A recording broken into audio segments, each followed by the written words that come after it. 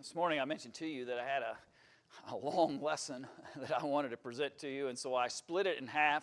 And actually, this afternoon I was looking at what I had for you tonight, and I was kicking slides out even tonight as it relates to some of the things I want to share with you. Because I want to be able to focus. I don't want to just fly through it. I want to be able to actually have a conversation about some of the things. And so rather than just cram it all in there, we'll slow down a little bit and talk about these various texts. And this is an important passage of Scripture, because what we've been talking about, if you weren't here this morning, we're emphasizing, now that I'm a Christian, now what, right?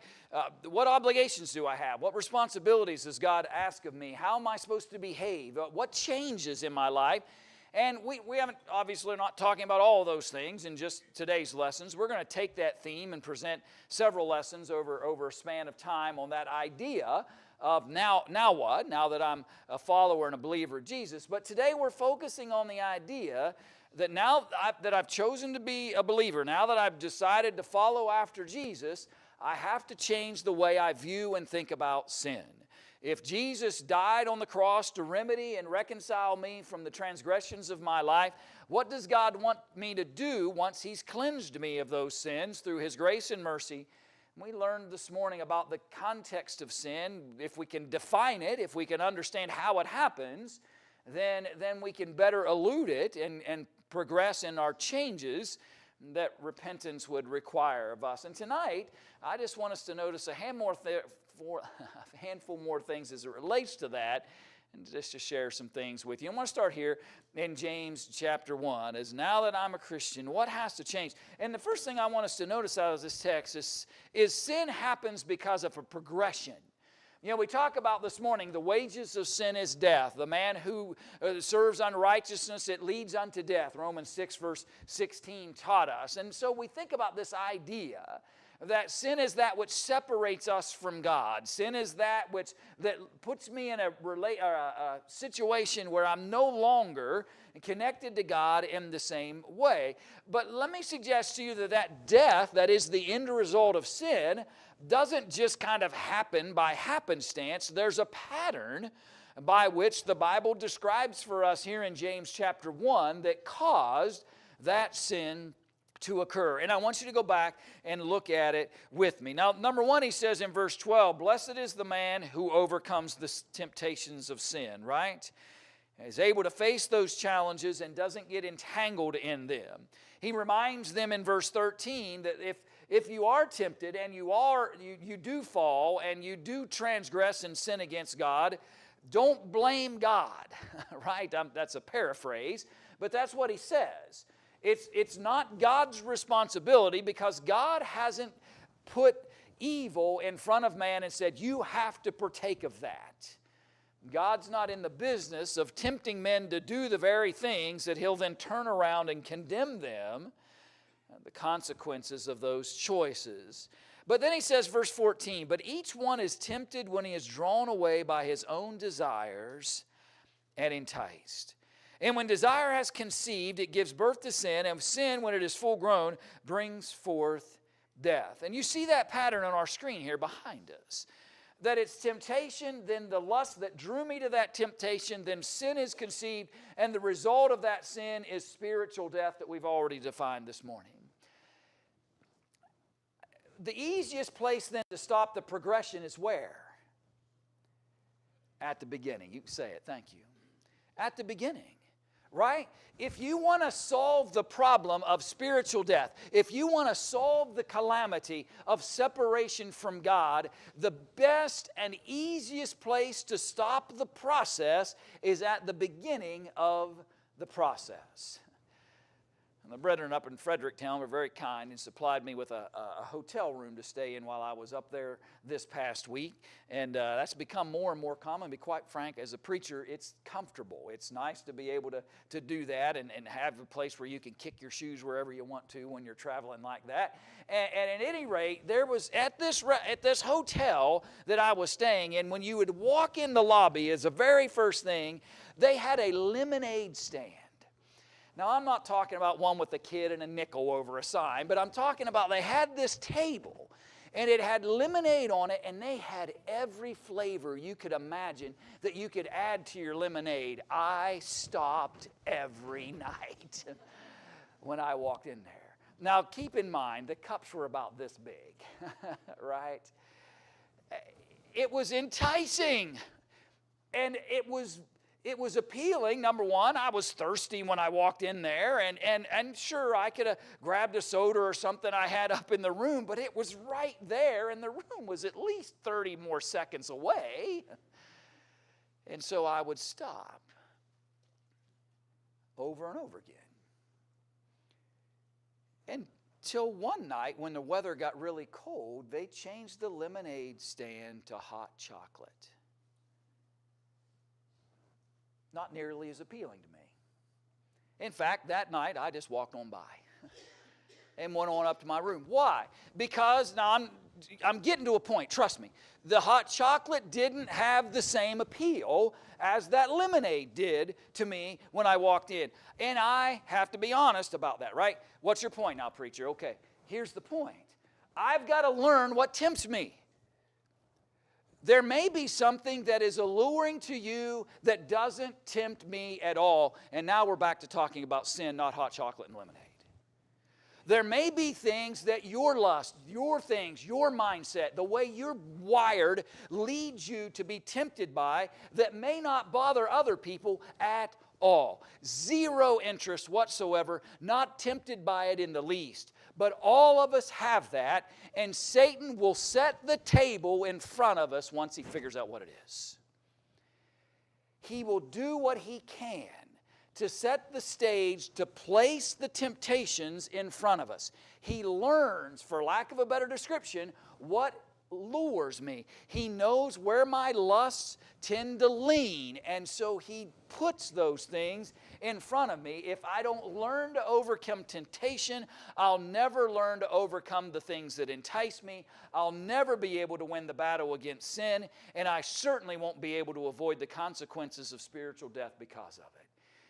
And I say all that, friends, tonight because I think what happens with us is we place ourselves in harm's way all of the time. There were other doors to that hotel I could have walked through, right? And I would have never even walked by the lemonade stand. Therefore, the temptation and the allure of that for me to stop and make a glass would not even have been an issue for me.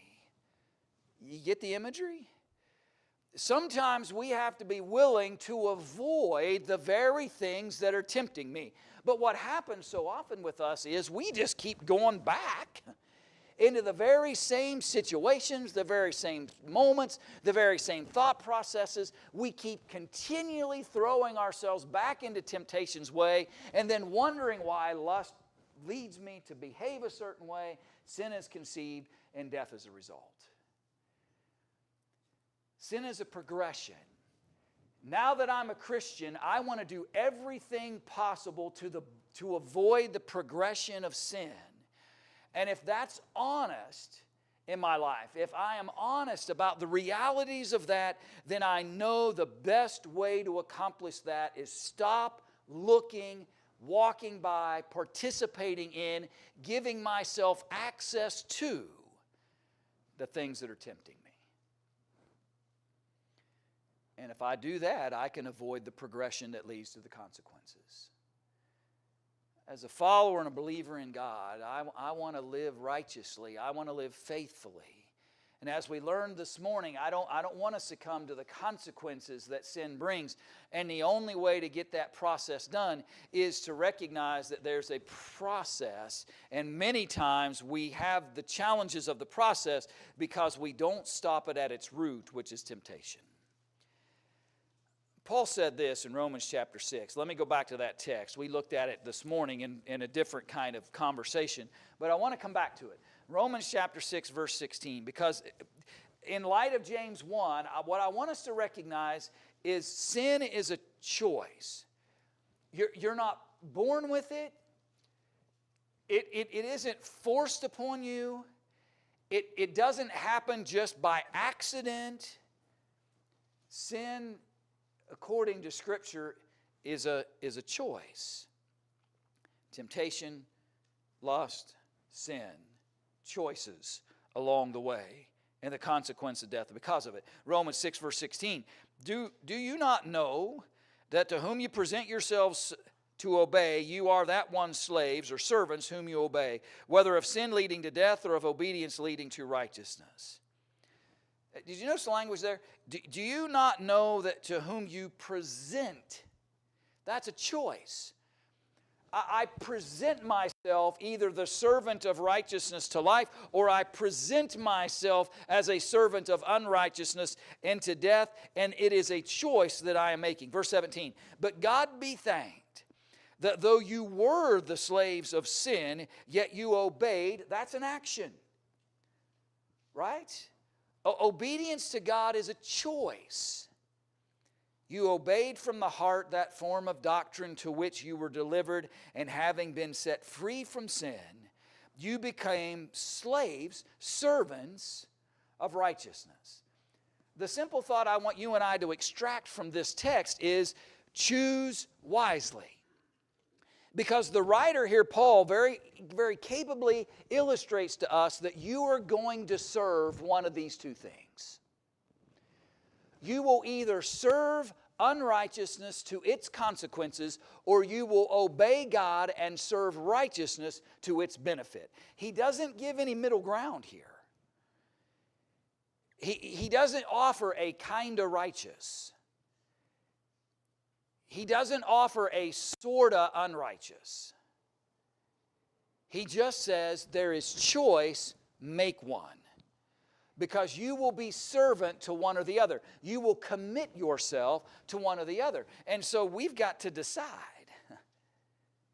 Will I let the temptation that my lusts are enticing me to produce continued sin in my life and stay in the spiritual death that is a result of that? Or will I choose the obedience of righteousness that leads me out of those consequences? Now that I'm a Christian, now that I have died with Christ, I was buried with Him in baptism and raised to walk in newness of life, I choose righteousness.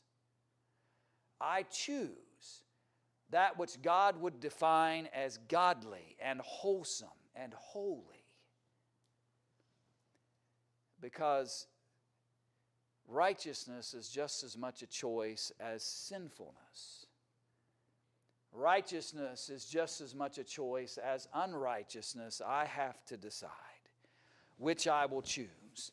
And before I ever think for a moment that somehow there was no escape, I was caught up in this and there was nothing I could do. Have you ever said that about a situation? I'm guilty, but I have, right? You say, well, there was nothing I could do.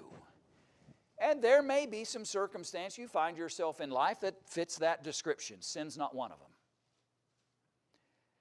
There may be some things that fit the definition of where it was completely, totally out of your control. There was absolutely nothing that you could do about that situation or circumstance. But sin doesn't fall into that classification. Because sin is a choice drawn by my own lust. Sin is a choice because I choose to be servants of righteousness or unrighteousness. And sin is a choice because with every temptation that comes down the road, God says, I'm giving you an escape route. Verse 13 of 1 Corinthians chapter 10, no temptation has overtaken you except such as common to man. Stop and think about that for a minute, by the way. You ever feel like the anomaly? Maybe sometimes, right? You feel out of place, right? There are times in our lives, I suppose, that the situation kind of makes us feel that way, like we're the odd man out, we're the oddball in a particular circumstance. But Paul tells me here in 1 Corinthians 10, verse 13, that you and I are never tempted by anything really new. The lust of the flesh, the lust of the eye, and the pride of life are at the core of all sinful behaviors and choices. They may present themselves in some detail that might vary from person to person and circumstance to circumstance, but they all fit into one of those umbrellas. But he wants us to be assured that nothing happens to us that isn't common to everybody. You're not an exception when it comes to that. Everybody is going to face something that allures them and tempts them that they're going to have to overcome. And because of that, he says, God is faithful, who will not allow you to be tempted beyond what you are able, but with the temptation will also make the way of escape that you may be able to bear it. And so he begins the conversation to flee idolatry. Be careful how you judge over certain things. Consume that bread of life that Jesus offers unto us and choose it, right? That's the context of continual thought. And what I want us to think about, I think that's the idea that the Hebrew writer, or that Paul's trying to get us across here in 1 Corinthians 10. The idea that God provides a way of escape to the things that alienate us from Him, to temptations and things that would cause us to choose unrighteousness over righteousness. And I say that simply maybe in some ways as a side point, because I think sometimes we go to this text and we say, man, I'm suffering a lot of hardships, and I've been through a lot of tragedies, and I've been through a lot of difficulties, but God won't give me any more than I can handle. That's not really here. There are things that happen to us sometimes in our lives that just absolutely floor us. And I don't think Paul's talking in 1 Corinthians chapter 10 about the idea that you'll never hit rock bottom because it just seems like, just like Job, one after another after another. That's not the context of 1 Corinthians 10. The context of thought here is the idea of temptation that leads to sin. God will not allow you to face temptation in such a way that it just overwhelms to a point that you can't even see the way of escape. When it comes to temptation that leads to sin, when it comes to temptation that causes us to transgress the will of God, he says there is always a way to overcome it and escape it. Always. And you and I both know why we don't. You say, well, because I didn't see it. Well, why didn't I see it? Because I wasn't looking for it. I was staring down the temptation saying, that's what I want. My eyes were focused on the temptation. And God allows for me to have the escape routes present, but my eyes were focused. I got over to Fredericktown Saturday. It took me all of 30 seconds to make a phone call back home, not just to let Deborah know I made it safe, but to say, I forgot something. Forgot the hand steamer. Don't know what I'm going to do about these shirts, because you know me and irons, they will have creases everywhere. You know what Deborah said to me? Look under your socks. The steamer was right there. But I wasn't working too hard at finding it. It was right there. And I'm not talking about buried under 42 pairs of socks. I'm like talking buried under 2 pairs of socks. It was right there. What's your point, Brian? My point is, God says the escape is right there, but we just become so focused. I want that. The escape road's over here, but I want that. And we don't even see it. We don't even see it. The escape is possible. We just have to look for it. We have to trust that it's there. We've got to rely upon it, and we've got to want it. We've got to want the escape more than the temptation. We've got to want the way out more than the sin that is set before me in the temptation. That goes all back to Romans 6 about the choice. And friends, it's not always easy, because sin is very enticing. Sin can present itself as something extremely enticing to us. Notice Genesis chapter 3. Let's just kind of go back to where it all started. In Genesis chapter 3 and in verse 6, the serpent has come to and had this conversation with Eve. God had given them instructions. And in verse 4, the serpent says to the woman, "You will not surely die, for God knows that in the day you eat of it, your eyes will be open, and you will be like God, knowing good and evil." Temptation number one is you don't even have to listen to that God anymore, because you'll just become just like Him. That's why He doesn't want you to eat that tree, the fruit of that tree. He doesn't want you to have that because you will become like Him. He's trying to keep you from that. So when the woman saw that the tree was good for food,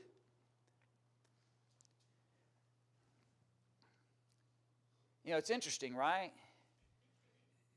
Satan knows that even if he gives her these philosophical reasons why she ought to partake, if that fruit looks terrible, it might be a barrier to her deciding to partake of it. And so when she looks at that fruit that's on that tree that God told him not to eat, she said, number one, it looked good for food. It was pleasant to the eyes, and a tree desirable to make one wise. So she took of its fruit and ate, and she also gave to her husband with her, and he did eat also. Why did it have an appeal? Why would they even choose it? Well, because she led herself down that road with her eyes first. The fruit looked like something pleasant to consume. It was easy on the eyes. It didn't have any look to it that would cause you to have alarm or concern about consuming it. And then when she considered the fact that it's also going to make me smart, it's also going to give me the same wisdom that God of heaven, at least that's what she believes from what Satan said, then it became even more pleasurable. My point, friends, simply is that that's what sin will do all the time. It will never show you its ugliness. It will never show you its consequences. It will never show you the devastation it creates. It will never show you the problems that it brings out. It only shows you the nice parts, the pleasurable parts, the easy on the eyes parts. But the hidden dangers beneath the surface.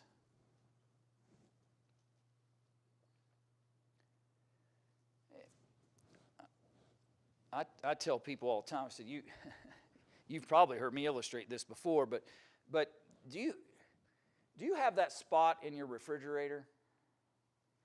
It's probably in a back corner somewhere.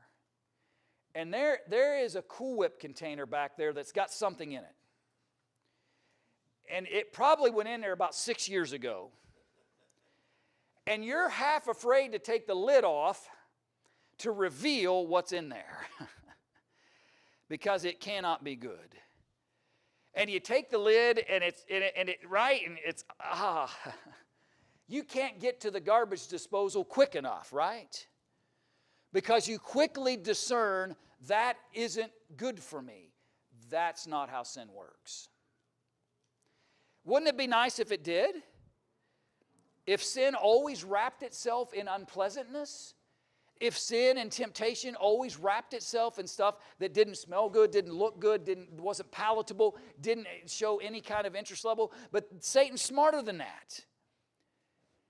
And he leads Eve down this road, and then Adam follows suit as well, because the fruit looked pleasant to eat, something she might want to try and consume. And then I get this added bonus of supposedly learning wisdom.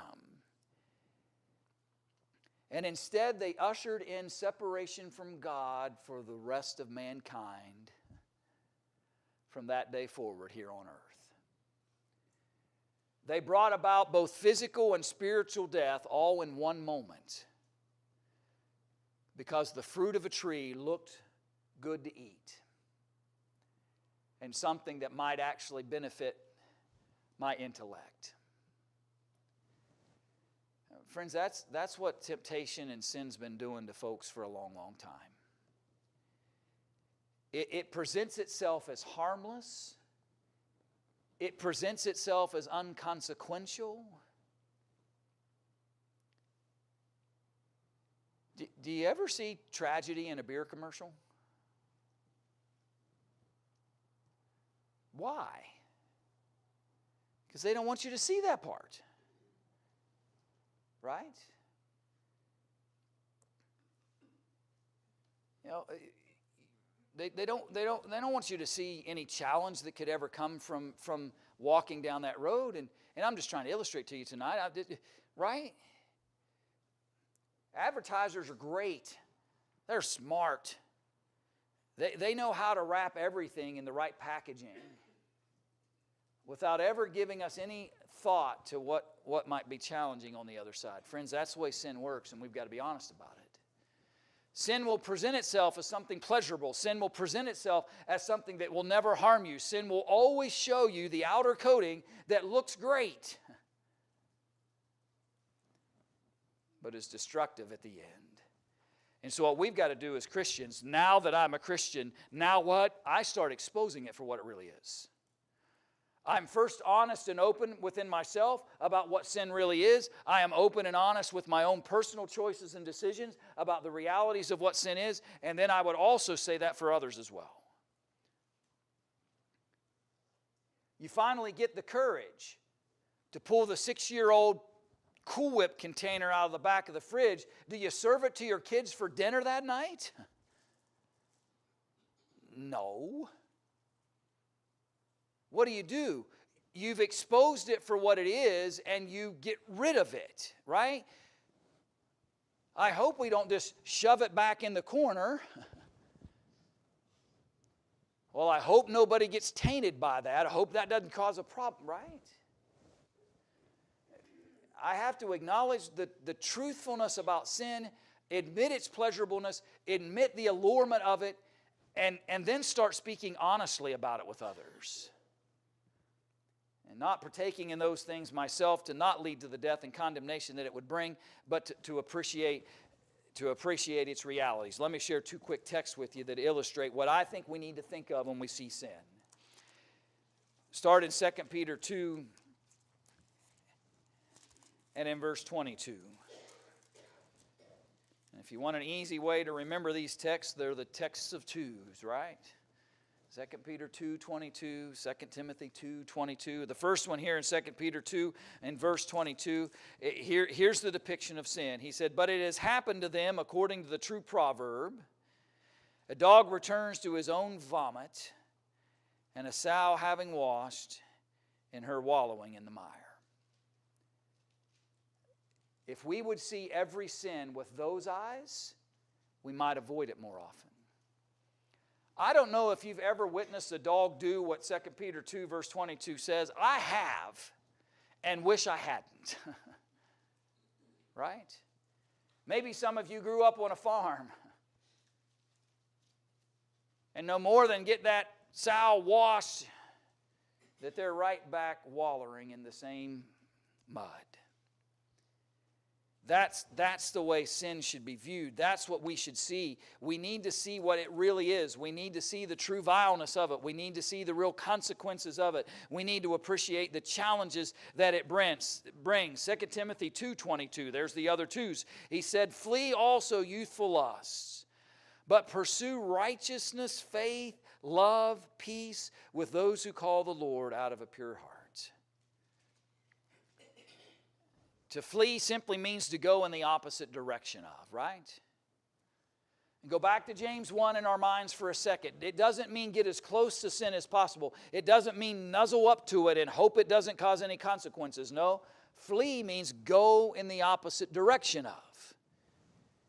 Get away from the things that are tempting you. Get away from the things that are enticing you.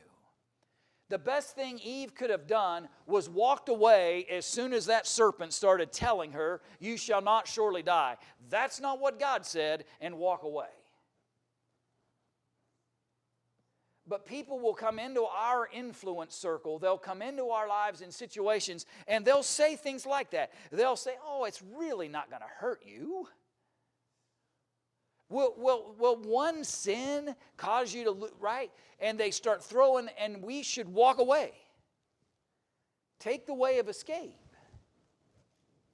But instead, we sit there and we listen and we consider and we ponder and we value. The enticements are real and the challenges are real. And let me add this, the deceptiveness of it is real. repeatedly, we've already seen in our study today that be not deceived, right? Don't convince yourself that what God has said true about these things isn't really true. Hebrews chapter 3, verse 13. Hebrews chapter 3, verse 13. He said, "But exhort one another daily while it is called today, lest any of you be hardened through," notice it, "the deceitfulness of sin." Now that I'm a Christian, my eyes are wide open. I am highly sensitive to the deception of sin. I recognize that it has enticements. I recognize there are legitimate things within me that entice me, that lure me in. I'm going to be cautious about those things. I'm going to be paying attention to the influences that are around me. I'm going to admit the realities of what these sins truly are, and I am going to be on guard about all the deceptive natures that it tries to take. And everything that sin tries to disguise itself at, if God said it's transgression, it's transgression. If God has condemned it, He's condemned it. If He says it's a work of the flesh, as we studied out of Galatians this morning, then it's a work of the flesh. And no matter what anybody does to try to dress it up and make it look different, it really isn't. And it still bears the same consequence and the same challenges. And friends, one of the ways sin does that is it just tries to rename itself. Right? You don't use words like lawlessness. That screams don't do that, right? Even words like drunkenness. Well, that even sounds like probably something I ought to avoid. Condemned of by God. And so what do? Well, we just give it different names. Well, these are so old, they probably are dated, and if you're over 50, you get them. If you're not, you probably don't. But right, he was 3 sheets to the wind. I don't even know what that means, but that's what they said.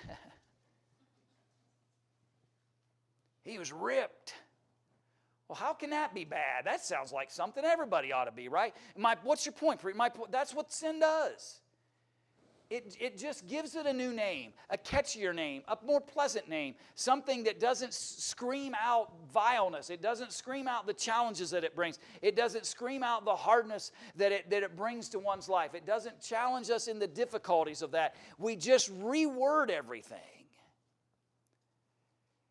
And we don't just do it with things like drunkenness, but we do it with all sorts of things.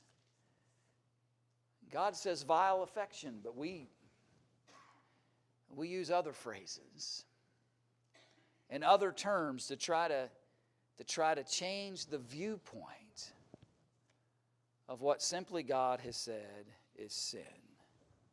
And so we have to stay vigilant. Now that I'm a Christian, I've got to be careful. Don't let the world just redefine things. Don't let the world dictate to God what He has defined as sin. Now that I'm a Christian, God gets to tell me what's righteous and what's unrighteous. God defines for me what is within His will and what is not. God decides who are servants of righteousness and who are servants of unrighteousness, and the choices that people make determine that. Sin is enticing, sin is alluring, sin is deceptive. And we have to be on guard. And so what do I do in light of all that? Well, let me wrap up with you tonight by just talking about a couple of quick things. Because we mentioned this morning that we have to live in the world, but we cannot be of the world. We mentioned that in our Bible class this morning. So what do I do, right? How do I handle that? Well, in the midst of all this vileness, in the midst of all this sinfulness, my role is to be light. My role is to shine as a light before God. Philippians chapter 2, verse 14, do all things without complaining and disputing, that ye may become blameless and harmless, children of God, without fault, in the midst of a crooked and perverse generation, among whom you shine as lights in the world. That's my new job. As a follower and believer of Jesus, my job, my responsibility now is to not continue to consume the things that Satan is presenting to me, to not continue to consume the things that tempt me, that entice me through my lust and conceive sin and bring death. My role now is to put light in an otherwise dark world. And I do that by serving righteousness irregardless of whether anybody else around me will or not.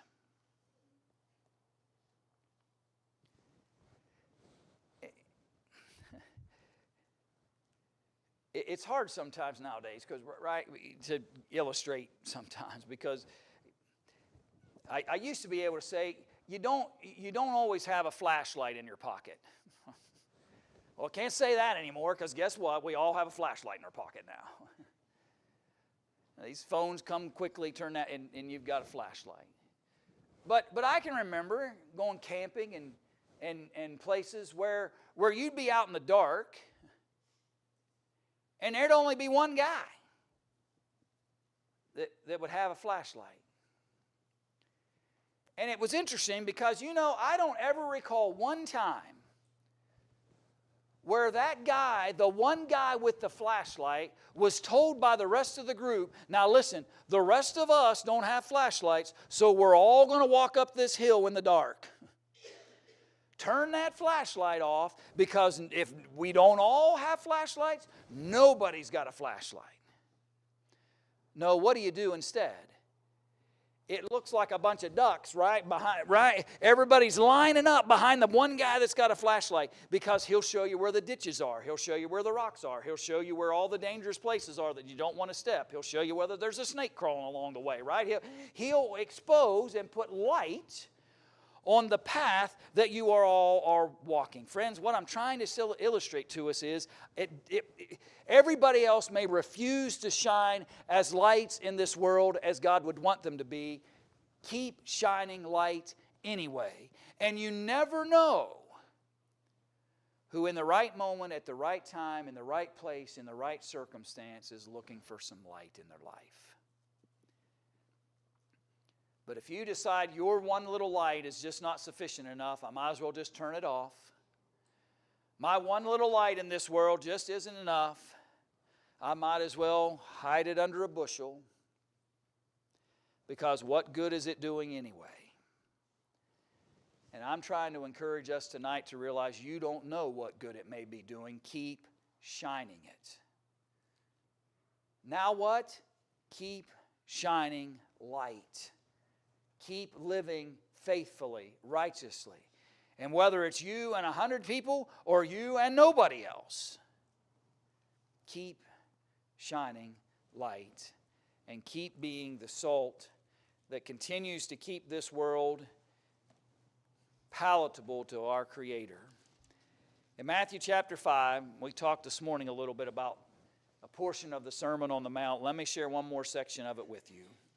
In verse 13 of Matthew chapter 5, he said, "You are salt of the earth. But if the salt loses its flavor, how shall it be seasoned? It is then good for nothing but to be thrown out and trampled underfoot by men. You are the light of the world. A city that is set on a hill cannot be hidden. Nor do they light a lamp and put it under a basket, put on a lampstand, and gives light to all who are in the house. Let your light so shine before men that they may see your good works and glorify your Father in heaven." In light of all the challenges that sin can bring to me, avoid it. Find the way of escape. Don't pay attention to the temptations. Get away from the temptations. Do all the things that I need to do to become a servant of righteousness rather than unrighteousness. And then once I've committed to that personally, then now take my life and go be a light and go be salt. I think it was Wilson Adams one time I heard say and illustrate this, that he never sat down at a meal and took a few bites and said, "Wow, that is great salt." No, you may compliment the steak, or you may compliment another portion of the meal. But take away the salt. Anybody ever had to take away salt because of heart-related issues and things like that? You notice it, don't you? You notice it. I've had to back off a little bit on how much salt I put on popcorn. It just ain't the same anymore. But I've never said, wow, that is awesome salt. But you notice it when it's gone. Friends, you may not think that you have any effect whatsoever when you're being light in salt. And nobody may ever declare to the heavens, boy, there is some great salt over, right? But you continue to make this world palatable to God. Just keep being salt. Keep being light. Keep living as God would have us to. Your influence matters. Your influence for good matters. And you may go your whole life and not even know it. You may go your whole life and not even know it. In terms of some kind of specific result that you can measure. But take that light away, take that salt away, and I say it also has an adverse effect. And you may not even realize that one either. So go out and be light and salt. Don't quit on the Creator. Don't let sin win. It's too important. It's too important a battle that we have to be victorious over. You've listened well today in a two-part sermon that could have been one that I had to shave even after that. But anyway, we can overcome sin. We can do this. Jesus provides the path. He provides the answer. He provides the initial ability to do that through His shed blood. He gives us everything necessary and He empowers us to do it. And that He walks with us every step of the way to help us avoid it from that point forward. Can we encourage you in that today? To step into those promises for the first time or to restore your relationship with God? What can we do to help you, strengthen you, encourage you tonight to get out of sin and start serving righteousness? And if we can help you, won't you come?